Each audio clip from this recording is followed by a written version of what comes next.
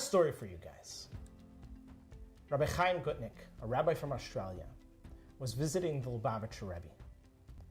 And the Lubavitcher Rebbe was giving out dollars and giving the people who passed by an opportunity to give charity. Rabbi Chaim Gutnick mentioned to the Rebbe that he was going to visit these different communities to inspire them, to give a lecture, to talk with them. And he asked for a blessing from the Rebbe for success. To which the Rebbe gave him a blessing and said that one could be happy with one's lot. It's a very admirable attribute. But being happy with one's lot is a pity on the community, in a sense. That as a leader, or as a rabbi in this case, if we're happy with our accomplishments, then we don't strive to make a bigger impact. We don't strive to make a difference. We may look at our community and say, oh, we built a community, great. And we're happy with our lot. But if we're ambitious and we look for growth, then we can challenge the people around us to reach their potential.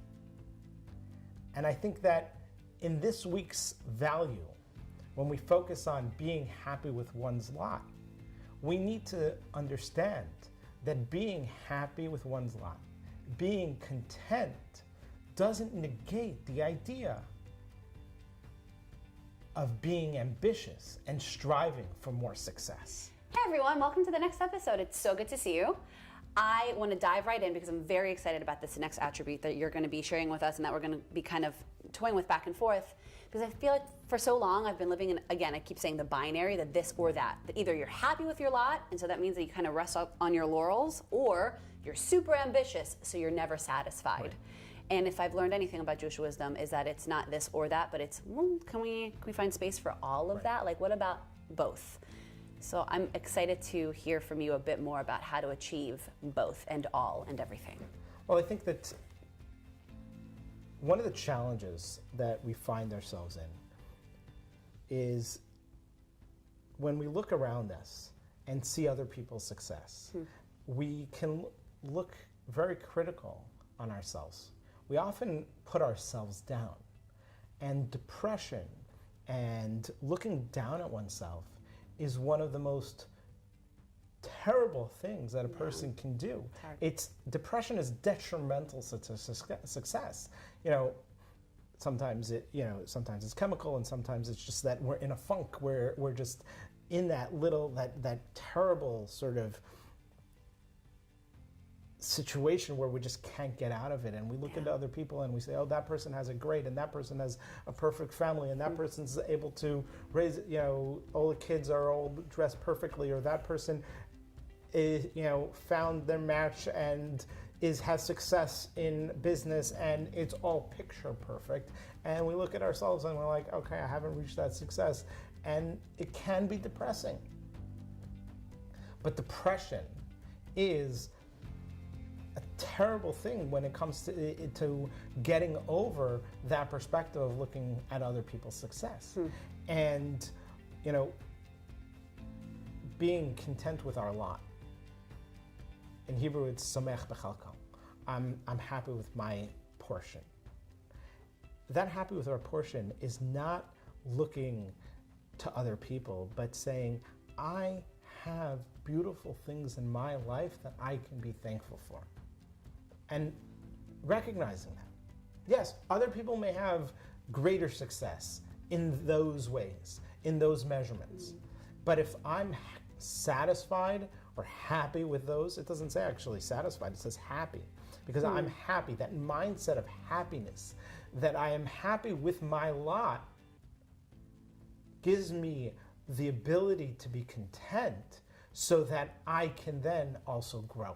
It's so strong, you're saying the ability to be content. And I think this is where I have wonderful friend who happens to be running our cameras, who gave me a gratitude journal. And it's like every day in the morning, you like have some things that you like. It's very formulaic, but at the end of the day, it prompts you to write 3 things you're grateful for, which can seem really silly, and you're like, okay, whatever. But when you really sit into it and get into that habit of your mind going into gratitude and just finding what you're grateful for, you're right. It becomes it's a skill. It's an actual skill. It's something that you then go. It's a muscle. When you exercise it daily, eventually you start becoming a grateful person. Right. And then when you show up with gratitude, this reminds me of a family I used to nanny for years, and the father is a really successful actor. Remember one year he said to me, "Gratitude is circuitry. Like gratitude is that thing that brings more shefa, brings more blessings and abundance in. That is the circuitry." And I loved that. I kept thinking to myself, okay, well, I'm going to keep exercising that muscle, because when I am grateful, there's something that happens, and I create a lot of space and openness, and I become happier. And this all ties in together with what we're saying. When you're happy, you're more connected. You want to soak up wisdom more, and you're connecting to God. And when connecting to God with joy, then of course you're going to know that you're getting exactly what you need in the moment, that your lot is yours, that it was chosen for you, that no one else could have yours, and that you wouldn't want somebody else's. Right. Because you don't know that. That's such a limited perspective to look from the outside into somebody else's lot and say, that's great, right? The grass is always greener. Nah.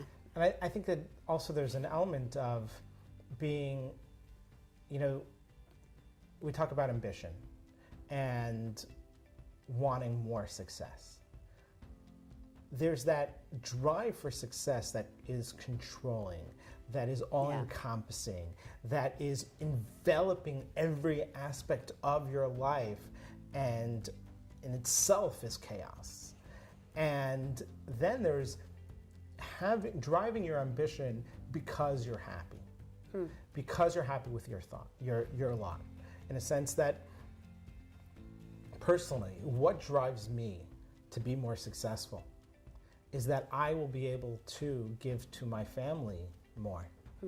That I'm happy with my lot. I'm happy with what I have, what I've built in this world, and I want more for them. And that's the driver and the ambition for more success. It's not that the success, we talked about is success an end in itself, in a sense that, in a previous episode, and in a sense that by being happy with my lot and wanting to give to my family, that drives me to strive for more. I think what's great too is that it's again about who's the receiver. And when it's not just about you, but it's about sharing with others, you do want more. Right. You're excited for more. I had a mentor say, I was raising money, and he said, see, if your mom needed $1 million tomorrow, you'd get it for her. I was like, yeah, if God forbid something. And it's true, when it's about somebody else, I'm so great at introducing everybody else and speaking about them, and I'm so passionate about other people. When it comes to me, there's something about it that feels a little bit smaller and weird and uncomfortable. And I think that there's an aspect of borrowing that confidence when it's for somebody else, when it's borrowing that's a bigger purpose than just yourself.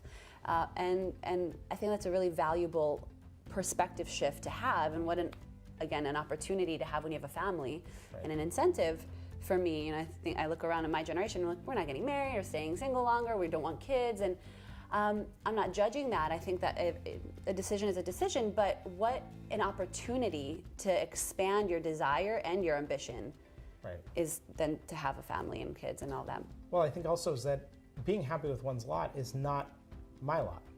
It's your lot. Mm-hmm. And so you have beautiful things in your life that you're thankful for.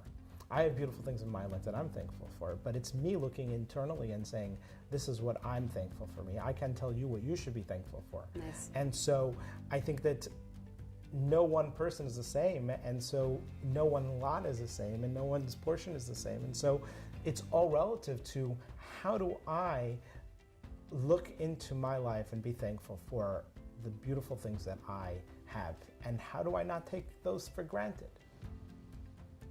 So what are some practical tips that we can, I'm a big fan of again, even, you don't have to write it down, but I'm a big fan of a gratitude journal or just checking in. I do a cheshbon nefesh, at night I do a little self-check and checking in with myself, my soul, where I'm at. And I replay the day, kind of think about the day ahead, and I think about all the things I'm grateful and I'm proud that I did. Even if that day was like such a dud of a day, like nothing happened and I feel like I was not productive, and I'm really tough on myself with that stuff. I probably did a bunch of stuff, but I'm like, that wasn't enough. I will still congratulate myself on another day, a day that I'm not gonna get back, that I had an opportunity to, and maybe I needed that mellow day, so that tomorrow's a new day. I think like a gratitude journal is always great. I think a gratitude journal is awesome. I think that there are many tools that are at our fingertips. I'd love to know from the audience what are the tools that you use to be able to be thankful for what you have, and what are the tools that you use that when you're looking at your ambition to make sure that it's genuine, that you're actually looking to succeed for something greater, and what are you thankful for? Let us know. Awesome. Have a wonderful week. Bye, guys. Be well.